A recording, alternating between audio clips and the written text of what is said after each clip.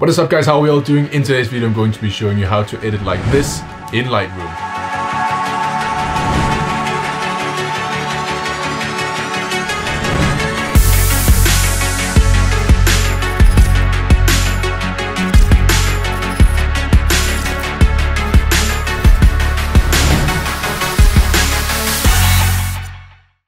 So this is my first photography video. It had to come sometime. In case you didn't know, I usually make videos about videography and not photography. But in today's video, I've decided to move on to other things. So today I'm going to be showing you how to edit pictures in Lightroom. This is something that's very familiar to me because editing with colors is something that I'm very familiar with color grading in filmmaking as well. So editing in Lightroom is something that kind of comes natural to me because it's pretty much the same and all my programs are Adobe, so it's very similar. So today I'm going to be taking you through the entire process of me editing a photo that one of my friends, the vendor, took the other day of me. Yeah, I'll just show you the process right now. So let's turn around and open up Adobe Premiere. No. It's photography today. So let's turn around and open up Adobe Lightroom. Okay, so we have opened up Adobe Lightroom. It's not Premiere Pro today, it is Adobe Lightroom. And as you can see on the screen right now, here is a fabulous picture of me. And everything is looking crispy right now because this is a fully edited picture. And as you can see, I've played with everything from basic to tone curve, split toning and all this crazy stuff over here that we're gonna go through together now. So let's do that. So the first thing we're gonna do is gonna press reset because we're gonna do the whole thing, the whole entire thing once again. And as you can see right here, a before and after, just quickly after, and this is before. This is the raw photo that we're gonna be working with today. So I'm just gonna take you through every single section that I'm working with to create this look and how I'm going about doing that. So you can kind of like follow my lead and then kind of take in as much information as you possibly can while I'm showing you guys how I do this. To begin with, we have the basic color correction that is just to correct. Let's say that you have your white balance off, it's completely orange. You want to make sure to correct that in post. Obviously you want to set your white balance when you're shooting so you won't have to deal with this. But let's say that it's way too orange, you want to make it a little bit more blue because otherwise it would just be way too orange. In this case, I'd say that the white balance is just fine. Maybe I would turn it slightly towards the blue, like -2. The exposure, won't have to touch that. I'd say that this is probably exposed just fine. The contrast, I'd take that up just slightly. And when I make it more contrasty, I'd say that the whites on my shirt, they get a little bit too white in my opinion. So I'd just bring the highlights down just slightly, just like that. So let's just try and reset that. There we go, you can see the difference already. Slight difference, but as you can see, we've kind of gotten a little bit more of a contrasty look, obviously because we put the contrast slider up. If you remember the picture that I originally showed you, you saw that the background was very black. One of the ways to do that is to go to the blacks slider and bring that down. You don't want to bring it down too much because as you can see, when we bring it all the way down, it just looks awkward, like very awkward. So we just bring it down. Say this was normal, we bring it down to just around here. I'd usually put the shadows up just a tad just to compensate because my eyes are gonna look a little bit weird when the blacks are all the way down. I'm not gonna touch the whites because we already did the highlights and the whites are just fine. It was just a little bit overexposed because we pulled the contrast slider. And then we have presence where we have clarity. Clarity is one of the things in Lightroom that you have to be very careful with because I know it's extremely tempting to just put it all the way up. As you can see when we do that, it has this look that many people just go for, and I like it personally myself. You just have to make sure that you don't go all the way up to 100. 90% of the time, it's just gonna look awkward, and I think it looks very awkward in this one too. As you can see, this was normal. I would put it up just slightly, and as you can see, it also kind of pulls the exposure up a little bit. So I'm gonna go back to the highlights, take them down just slightly. There we go. Vibrance, saturation, I'm gonna go back to that because I'm gonna play around with the colors. When you adjust the vibrance and saturation, you're adjusting the amount of color in the whole picture. And I'm gonna play around with the greens and the blacks and the whites and all of that later. So if I wanna desaturate a little bit, I'm gonna do that afterwards because I'm not sure how saturated the whole thing is gonna be. For now, I'm just gonna close the basic section just to keep everything in order. I'm gonna go to tone curve. I usually make like a little S right here to just kind of get a little bit of a faded look. So you pull up from the bottom and you go up here to create an anchor point. Hold this down just slightly Now we're gonna pull the blacks down again, just like we did before. And then we come to the very interesting part. I'm now gonna play around with the colors in this part right here. So you can play around with each individual color and kind of like, you know, pretty much change and like create a hue and then make them a different color. Usually you wouldn't do that, but in this case I would make the greens a little bit more blue and a little bit more dark, so we get that like dark marine kind of blue look.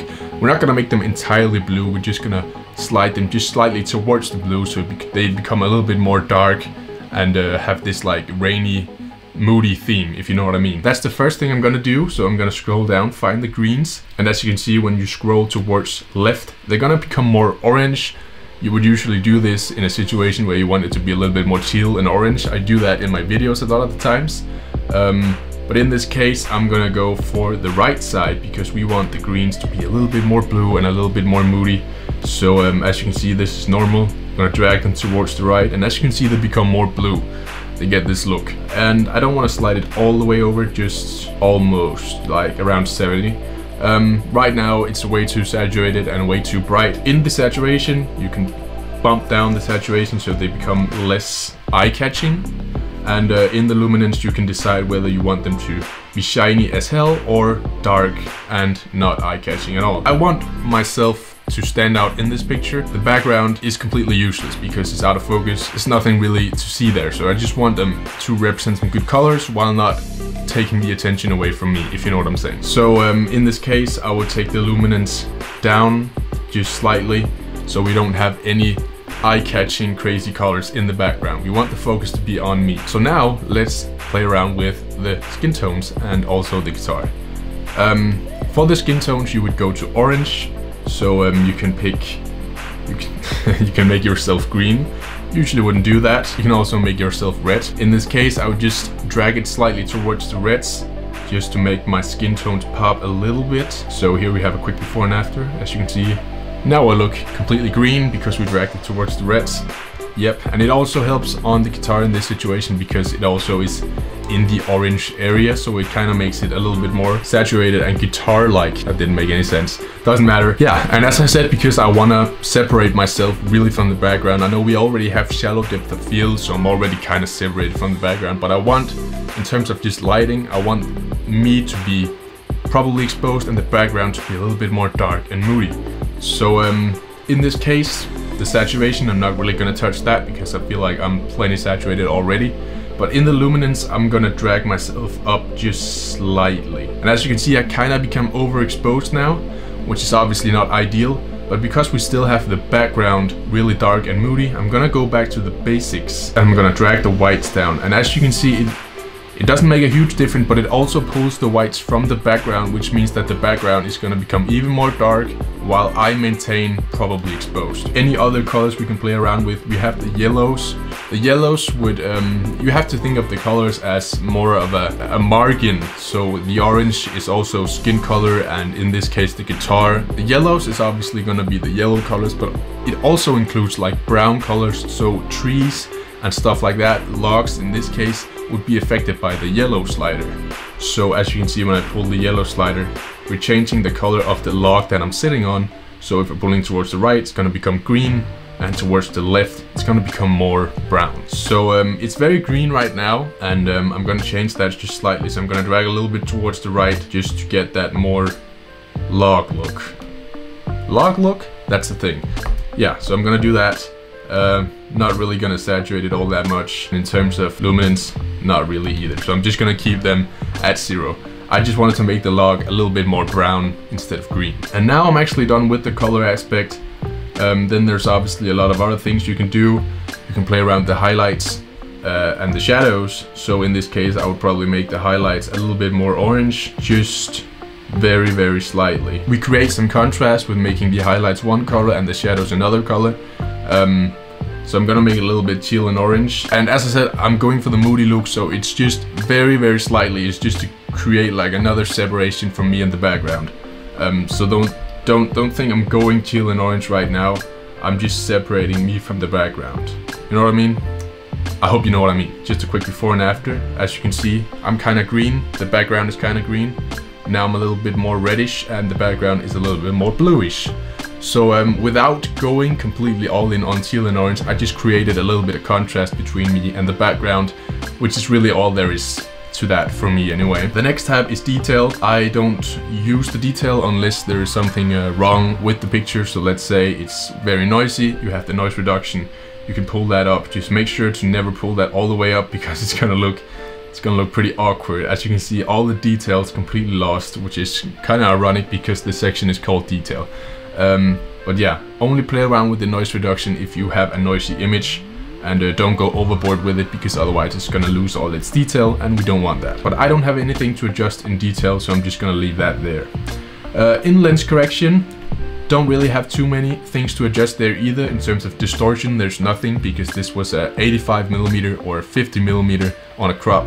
So the distortion, we don't have anything of that, but I would like to add a little bit of vignette just to, you know, pull the focus even more on me. And as you can see, when we take that off again, it just makes the corners a little bit black, and maybe 67 is a little bit too much because we don't want to go overboard.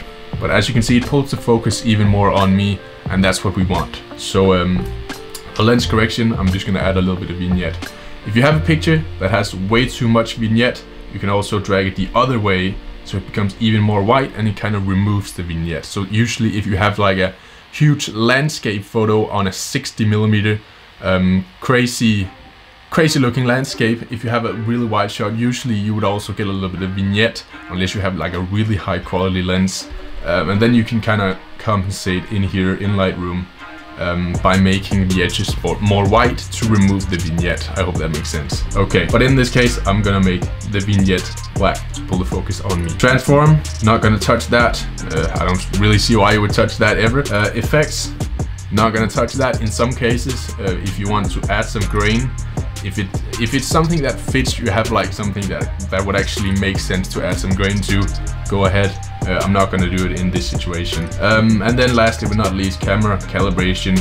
You can just play a little bit around with the shadows and the reds and stuff like that. It's much of the same that we played around with before. I'm not really gonna play around with that too much, except in the greens. I'm gonna make them slightly more towards the blue again. As you can see, it's just a slight little difference in the background. Here it's very green, now it's a little bit more bluish. And yeah, that's pretty much all I'm gonna do, to be honest. So now we have a finished product, but I just want to make some quick adjustments to it. So I still think I'm a little bit too overexposed, and because I don't want to pull down the highlights even more because it's actually going to look a little bit awkward. Just look at my shirt, it looks very unnatural, so I'm gonna keep the highlights up. The same with the whites, can actually pull them far that down. So even though it's not something that I would usually do, I'm just gonna pull the exposure down just slightly. So there we go, we don't actually ruin the highlights and the whites, because as you can see, as I said, when you pull down the highlights, it's gonna look unnatural and all of that. So I'm just gonna pull the exposure down a little bit, and as you can see now, that's pretty much it. The last thing I would do is going to the crop mode, where you can adjust the framing and the angle. So if you have a horizontal line that's not straight, you can correct that just like this. In this picture, it's perfectly fine, and maybe I would actually drag this up just slightly so we get my eyes a little further down. And that's pretty much it. Let's do a little before and after. So we press the reset button, and that is the picture before, and then we press Ctrl+C, and this is the picture after. So yeah, that was the whole editing process of a picture in Lightroom. You know what, I'm actually gonna bring down the vibrance just slightly because the guitar was way too saturated. But I do like the way that the guitar is more saturated than everything else, because it's very contrasty. Okay, I'm rambling now. Anyways, thank you guys so much for watching. I'll see you guys with another video very soon, so goodbye.